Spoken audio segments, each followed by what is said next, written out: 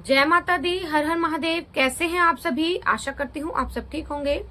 माता काली, बाबा भोलेनाथ की कृपा आप सब पर हमेशा बनी रहे, यही कामना है। इस वीडियो में जो भी जानकारी आज दी जा रही है, अगर वो जानकारी आपको अच्छी लगे तो आप चैनल को सब्सक्राइब, लाइक और शेयर जरूर कीजिएगा। और जो बच्चे नए जुड़ रहे हैं वो भी चैनल को सब्सक्राइब और लाइक जरूर कीजिए, क्योंकि जो भी इस चैनल पर अध्यात्म से जुड़ी हुई जानकारी दी जाती है वो सभी को प्राप्त हो सके। तो चलिए वीडियो स्टार्ट करते हैं।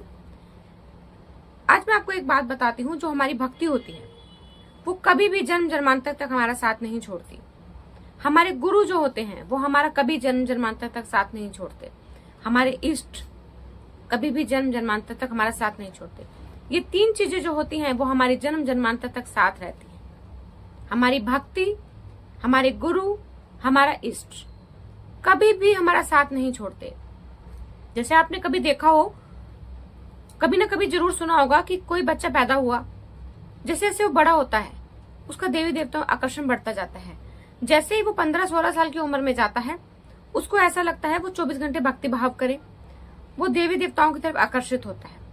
और घर वाले सोचते हैं हमने तो इसको कुछ नहीं बताया, कोई देवी देवता की साधना नहीं बताई, कोई पूजा पाठ नहीं बताया, लेकिन फिर भी हमारा जो बच्चा है वो देवी देवता आकर्षित होता है। उसको देवी देवताओं की तरफ ही आकर्षण रहता है, पूजा पाठ में ही ध्यान रहता है। ऐसा क्यों होता है? क्योंकि वो भक्ति उसको अपने पिछले जन्म के फल स्वरूप मिली है। जो उसने भक्ति की थी उसका फल उसको मिलता है, क्योंकि भक्ति साथ नहीं छोड़ रही। जो उसके इष्ट थे पिछले जन्म में, वो बार बार उसको अपनी याद दिलाते हैं। वो बार बार देव जो होते हैं वो हमें आकर्षित करते हैं अपनी तरफ, ताकि हम उनकी आराधना जो हम करते आ रहे हैं वो सुचारू रूप से करते रहें। और जिस तरह हम पिछले जन्म में कर रहे थे उसके आगे वही विधि से हम उस देवी देवता को मनाते रहे।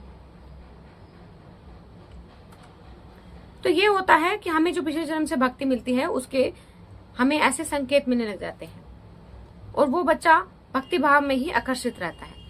ये सब हमें पिछले जन्म के भक्ति के फल स्वरूप मिलता है।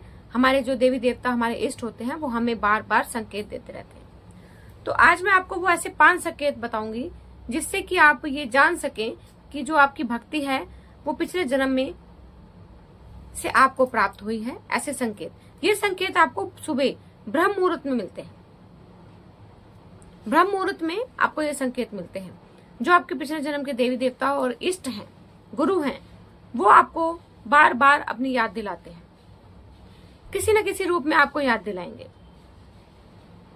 तो आप समझने की कोशिश कीजिए कि जब हमें बार बार वही चीज हो रही है, हमें अपने इष्ट जो हमारे हैं वो हमें याद दिला रहे हैं, तो हमें उस संकेतों को समझना चाहिए। क्योंकि देवी देवता जो है वो हमारा कभी साथ नहीं छोड़ते। जो एक मनुष्य ही है जो देवी देवताओं का साथ छोड़ता है। देवी देवता जो होते हैं वो कभी भी अपना वचन भंग नहीं करते, और मनुष्य ही है जो देवी देवताओं से किए हुए वचनों को भंग करता है। और फिर भी हमारे वचन भंग करने के बाद भी हमारे देवी देवता हमारा साथ नहीं छोड़ते। वो हमें कुछ ना कुछ संकेत देते रहते हैं। और ये संकेत हमें कैसे मिलते हैं? ब्रह्म मुहूर्त में मिलते हैं। ब्रह्म मुहूर्त में जो सुबह 3 से 5 का टाइम होता है, इसको अमृत वेला भी कहा जाता है, ब्रह्म मुहूर्त भी कहा जाता है, क्योंकि इस टाइम सभी देवी देवताओं की जो ऊर्जा होती है, जो उनकी कृपा होती है, वो चरम सीमा पे होती है।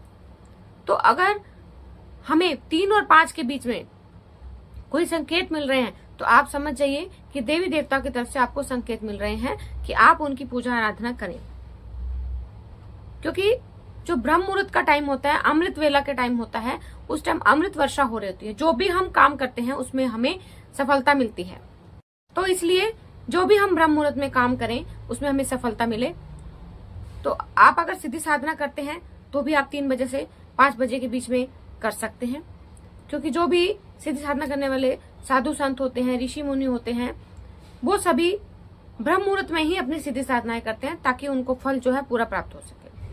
अब मैं आपको वो 5 कारण बताती हूँ जिससे आप जान सकें कि आपके साथ कोई शक्ति चल रही है, जो आपकी भक्ति है वो पिछले जन्म से चल रही है। वो 5 संकेत मैं आपको बताती हूँ। सबसे पहले 3 और 5 के बीच में, जैसे आप सो रहे हैं तो आपको ऐसा लगेगा कि आपके कान के पास कोई ढोल नगाड़े बजा रहा है जोर जोर से। इतनी तेज ध्वनि में ढोल नगाड़े बजेंगे कि आपको ध्वनि साफ सुनाई देगी।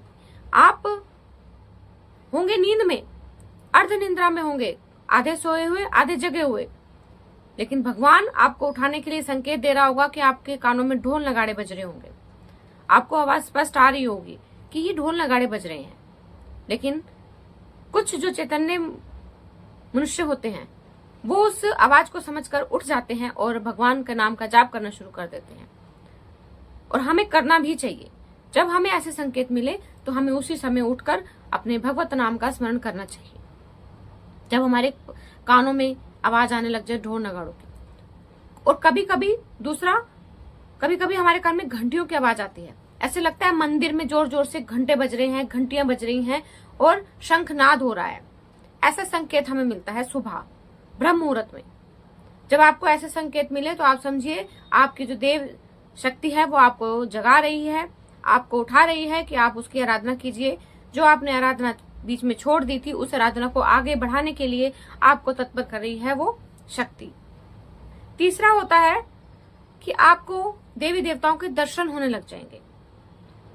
जिस भी देवी देवता को आप पिछले जन्म में पूज रहे थे, पिछले जन्म में आपकी जो भक्ति थी जो अधूरी रह गई थी, वो देवी देवताओं के दर्शन आपको होना शुरू हो जाएंगे।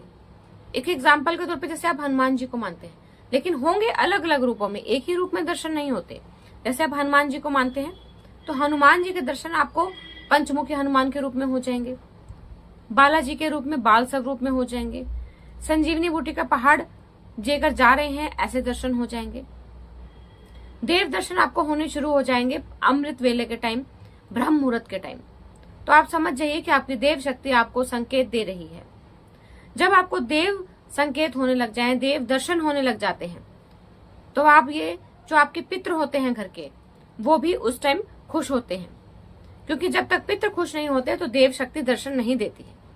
जब आपको देव देवताओं के दर्शन होने लग जाएं तो आप ये समझ जाइए कि जो आपके पितृ हैं वो खुश हैं, वो आपको हमेशा प्रसन्न मुद्रा में ही नजर आएंगे। पितृ आपके सफेद वस्त्रों में नजर आएंगे और आपको आशीर्वाद देती मुद्रा में ही नजर आएंगे।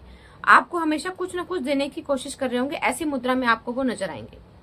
तो आप ये समझ जाइए कि जो आपके पितृ हैं वो खुश हैं और देव कृपा आपके ऊपर हो रही है, क्योंकि पितरों की कृपा के बिना देव कृपा प्राप्त नहीं होती। जब आपके पितृ खुश हैं तो वो देव कृपा के लिए देवताओं को भी आपकी कृपा के लिए भेजते हैं। जब भी कभी आपको देव कृपा होती है तो ऐसा हो नहीं सकता कि आप पितृ आपके रुष्ट हों।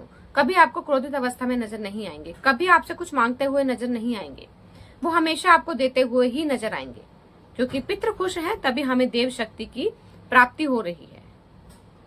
अगर हमारे पितृ खुश नहीं तो हमें देव शक्ति नहीं मिल सकती। ये भी एक संकेत आपको मिलता है। अब हम ये जान गए कि हमारे ऊपर देव शक्ति कृपा हो रही है, लेकिन अब हम उसको जागृत कैसे करें, उस देव शक्ति को बाहर कैसे लाएं, कैसे जाने कि वो देव शक्ति हमारे को संकेत दे रही है। वो बार बार जो आपके इष्ट हैं वो आपके सपने में आना शुरू हो जाएंगे, बार बार आपको उठाएंगे, बार बार आपको संकेत देंगे। इस तरह से आप जान सकते हैं, वो भी ब्रह्म मुहूर्त में, अमृत वेला का टाइम ही आपको आपके इष्ट के, जो पिछले जन्म में भी आपके इष्ट थे, इस जन्म में भी आपके इष्ट बनने के लिए आपको प्रेरित कर रहे हैं और आपको संकेत दे रहे हैं कि मैं ही तुम्हारा इष्ट हूं। वो बस हमें समझने की देर है। जब हम ये संकेत समझ जाएंगे तो हमें समझ आ जाएगा कि वो पिछले जन्म की इष्ट ही हमें इस जन्म में प्राप्त हुए हैं। जैसे कि आप इस जन्म में आकर आप हनुमान जी की पूजा कर रहे हैं या आप राधा कृष्ण जी की पूजा कर रहे हैं, लेकिन आपके पिछले जन्म के जो इष्ट थे वो भोले बाबा थे। तो भोले बाबा आपको बार बार आकर संकेत देंगे, कुछ ना कुछ आपको संकेत मिलेंगे। कभी सपने में आपको त्रिशूल नजर आएगा, कभी वासुकी नाग जो है उनका नाग जो गले में होता है वो नजर आएगा, कभी उनका बगंबर नजर आएगा, कभी नंदी नजर आएंगे, कभी जो भी भोले बाबा के साथ गण हैं वो नजर आना शुरू हो जाएंगे। तो आप समझ जाइए कि आपके जो इष्ट हैं वो भोले बाबा हैं, क्योंकि आपको बार बार संकेत दे रहे हैं कि मैं हूं तुम्हारा इष्ट। ये संकेत भोले बाबा देते हैं सपने में।